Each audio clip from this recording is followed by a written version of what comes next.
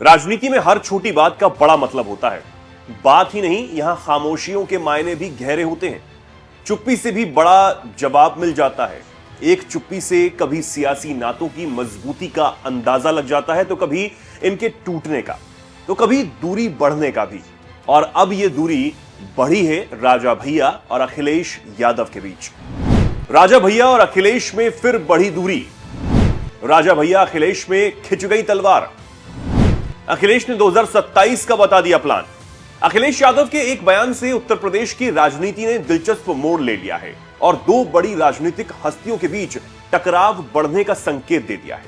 पहली हस्ती है खुद अखिलेश यादव, तो दूसरी है राजा भैया। अखिलेश यादव और राजा भैया के बीच कई सालों से ही तलखी देखने को मिल रही है, लेकिन अखिलेश ने इस बार तो राजा भैया को पहचानने से ही इनकार कर दिया। जी हां, अखिलेश ने कह दिया कि हमारा कोई परिचय उनसे है ही नहीं। आप खुद सुनिए। राजा भैया ने टूरिज्म को बाइकाट करने के लिए कहा, आह्वान किया है। किसने?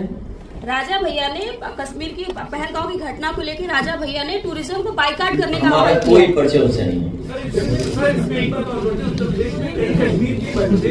दरअसल पहलगांव हमले पर मीडिया ब्रीफिंग के दौरान अखिलेश यादव से राजा भैया को लेकर सवाल किया गया था। राजा भैया ने कहा था, पहलगांव हमले ने साबित कर दिया कि आतंक का मजहब होता है, जबकि अखिलेश अपनी प्रेस कॉन्फ्रेंस में कह रहे थे कि इस घटना को धार्मिक एंगल ना दिया जाए। ऐसे में जब राजा भैया की टिप्पणी का जिक्र किया गया तो अखिलेश ने खुद को इससे अलग कर लिया और कहा कि वो राजा भैया को नहीं जानते। अखिलेश के इस तीखे रुख से साफ संकेत मिल रहे हैं कि राजा भैया और उनके बीच दूरी और बढ़ चुकी है। राजा भैया पर अखिलेश ने ऐसी प्रतिक्रिया पहली बार नहीं दी है। इससे पहले कुंडा में अखिलेश राजा भैया को लेकर कह चुके हैं कि कौन है राजा भैया। इनमें कोई संशय नहीं है, राजा भैया और अखिलेश के बीच टकराव कई सालों से चल रहा है, लेकिन लोकसभा चुनाव में तस्वीर थोड़ी सी बदली दिखी थी। 2024 में लोकसभा चुनावों में माना जा रहा था कि राजा भैया ने समाजवादी पार्टी का समर्थन किया। सपा की रैली में राजा भैया के समर्थक भी पहुंचे थे और राजा भैया जिंदाबाद के नारे भी लगे थे। उस वक्त अखिलेश यादव भी राजा भैया से भली भांति परिचित भी हो गए थे। उन्होंने लोकसभा चुनाव में रैली के दौरान इशारों में राजा भैया के समर्थन का जिक्र किया था। अखिलेश ने कहा था कि जो थोड़ा बहुत नाराज थे वो भी आज हमारे साथ है। माना जा रहा था कि पुरानी कड़वाहट भुलाकर ये पुराने साथी वापस साथ हो गए हैं, लेकिन बाद में फिर से अखिलेश राजा भैया से अनजान हो गए। तो आपको चारों तरफ से समर्थन मिल रहा है कि नहीं मिल रहा है? बताओ, कांग्रेस का समर्थन मिल गया कि नहीं मिल गया? अपनी आप पार्टी का समर्थन है कि नहीं है? और जो लोग थोड़ा बहुत नाराज रहते थे आजकल वो भी साथ आ गए कि नहीं आ गए? बताओ, आपकी सब तरफ से मदद हो रही है कि नहीं हो रही? और जो बीजेपी वाले सांसद हैं वो रो रहे हैं कि नहीं रो रहे हैं? वो रो इसलिए रहे हैं कि इस बार प्रतापगढ़ से वो लाखों वोटों से हार के जा रहे हैं। और अब इन दोनों की दूरियां बढ़ने के कारण क्या है?